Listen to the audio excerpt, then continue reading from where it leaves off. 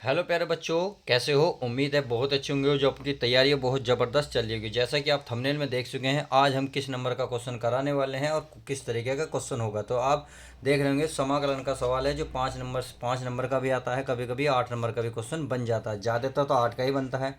तो चलिए, मैंने देखिए समाकलन से रिलेटेड या एग्ज़ाम से रिलेटेड जितने भी क्वेश्चन है मोस्ट इंपॉर्टेंट, मैंने सारे वीडियो बना दिए हैं। आपने अभी तक नहीं देखा तो चैनल पर जाइएगा और प्ले लिस्ट में जाकर देख लीजिएगा। नहीं तो मैं डिस्क्रिप्शन में लिंक डाल दूंगा, डिस्क्रिप्शन में जाइएगा और अपनी सारी वीडियो देख लो, ताकि आपकी तैयारी बहुत अच्छे से बन जाए। तो चलिए शुरुआत करते हैं और देखते हैं इस सवाल को। करना क्या है? करना कुछ नहीं है। देखो, समाकलन और डी एक्स हटाओ, तो इसको पहले ऐसे ही उतार लो। सही है, इसको मैं ऐसे ही उतार लेता हूँ। तो ये हो जाएगा हमारा 2x-3 बटे x² प्लस 3x-18। बात समझ में आती है?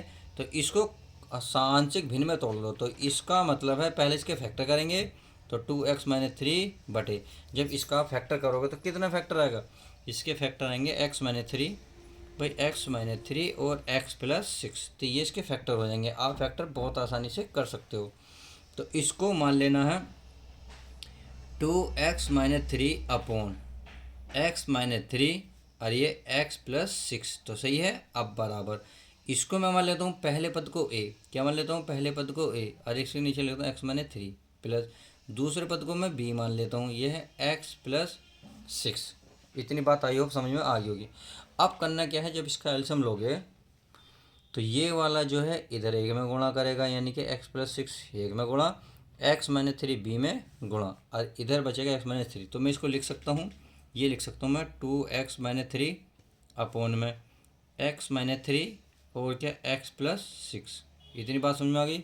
अब इसका एलसीएम ले लो, तो ये इधर पहुँच जाएगा x+6, ये b, ये हो जाएगा x-3 पूरे के बटे में, ये हो जाएगा x-3 और ये x+6। आई होप इतनी बात तो समझ में आ गई होगी। अब करना क्या है, तो चलिए कर लेते हैं प्यारे बच्चों। आपने देख रहे हो ये x-3 x+6 थे, ये दोनों कैंसिल हो रहे हैं। तो ये बचा ऊपर ऊपर बचा हमारा 2x-3। इधर क्या बचा? इधर बचा a, इधर बचा x+6 प्लस ये बचा b, ये x-3। तो ये हो गया इस तरीके से हमारा क्वेश्चन। अब इतना हल होने के बाद अब हमें a और b का मान निकालना। तो a और b का मान निकालने के लिए एक पद को जीरो बना लो।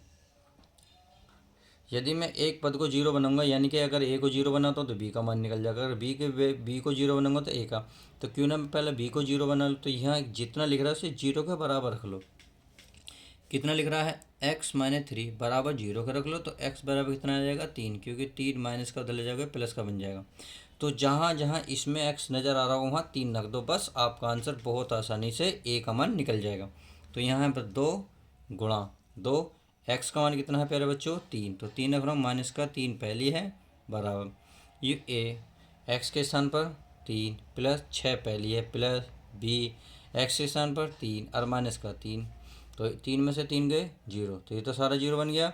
6 और 3 कितने हो गए? 9, और 3 दूनी 6, 6 में से 3 गए 3, और ये बचेंगे 9 a। कितना? 9 a। अब बटे में लिया होगा तो 1 बटे कितना बन जाएगा? 3, और a का मान निकल जाएगा इस तरीके से। तो बात समझ में आ गई कैसे? ठीक है, 3 एकम 3, 3 तिया 9, तो 3 आ जाएगा 1 के बटे में। इस प्रकार से हमने किसका मान निकाला? a का। सही है। अब निकालते हैं हम किसका? b का। तो चलिए मैं इसे समीकरण पहले देखो कुछ मान लेता हूँ, आगे देखते हैं, आगे मान लेते हैं। अब इस a का मान तो निकल गया। अगर हमने इसको जीरो के बराबर रखा तो अब इसको जीरो के बराबर रख दो, इससे क्या होगा? ये वाला मान जीरो के बराबर हो जाएगा। तो यहाँ रखता हूँ मैं, चूँकि x+6 बराबर जीरो। तो देखिए जब 6 को इधर ले जाऊँगा तो क्या रहेगा? माइनस का 6। तो अब क्या रखना है? x का माइनस 6। तो यानी कि जहाँ आपको x नज़र आएगा वहाँ क्या रखोगे? 6 रखोगे, वो भी माइनस का। तो चलिए रख लेते हैं 2 गुणा माइनस के 6, और माइनस का पहली है 3 बराबर यू a माइनस के 6, अब प्लस का 6 इसमें है ही। तो देखो ये रहा, दिख रहा ना, ये रहा। आगे है प्लस b, x का मान माइनस के 6 माइनस के 3 पहली है। तो चलिए हमने मान रख लिए हैं। 6 दूनी कितने हो गए? माइनस के 12, और 3 ये 15, यानी कि माइनस के हो गए 15। अब 6 में से 6 गए जीरो, बी 6 और 3 कितने हो गए प्यारे बच्चों? 9 बी, माइनस से माइनस खत्म। किससे कटेंगे? 3 से। 3 पंजे 15, 3 तिया 9, अर्थात मैं बी की वैल्यू निकालने तो गुणा की चीज़ कहाँ पहुँचेगी, भाग में। तो 5 बटे कितना बन जाएगा, 3। तो इस तरीके से ए और बी का मान निकल गया।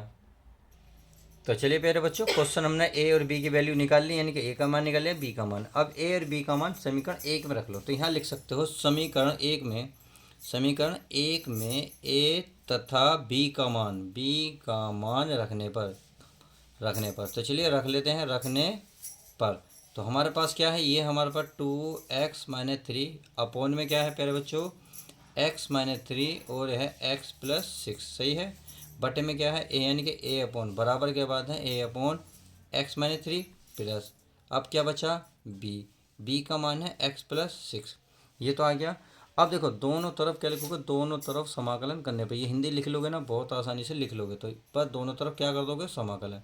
अब ए और बी का मान रख लो, ये तो ऐसे ही रहेगा, इंटू dx तो चल ही रहा है। तो इस ए का मान कितना आया, 1/3, कितना है 1/3, समाकलन है 1/x-3 इंटू डी चलेगा ही। बी का मान कितना है 5/3, तो 5/3 इंटू 1 क्या बनेगा, x+6, और क्या बनेगा प्यारे बच्चों, dx। इतनी बात आई हो, समझ में आ गई होगी। अब 1/3 तो ऐसे ही रहेगा, 1/x हो जाएगा log x, और x का मान कितना है, x-3 प्लस 5/3, 1/x क्या है, log x, x का मान है x+6, और प्लस का क्या हो जाएगा, c। इस तरीके से राइट आंसर आ जाएगा। नहीं तो देखिए थोड़ा सा आगे भी चल सकता है अगर आप चलाना चाहो तो, बट आप यहीं छोड़ दो, आपको पूरे अगर 8 नंबर का सवाल आपको देखने को मिला पेपर में तो आपको 8 नंबर पूरे मिल जाएंगे। तो चलिए अब देखते हैं नेक्स्ट वीडियो में, नेक्स्ट सवाल मोस्ट इंपॉर्टेंट मैं करा रहा हूँ जो एग्ज़ाम में आने वाले। तो चलिए मिलते हैं किसी और नेक्स्ट वीडियो के साथ।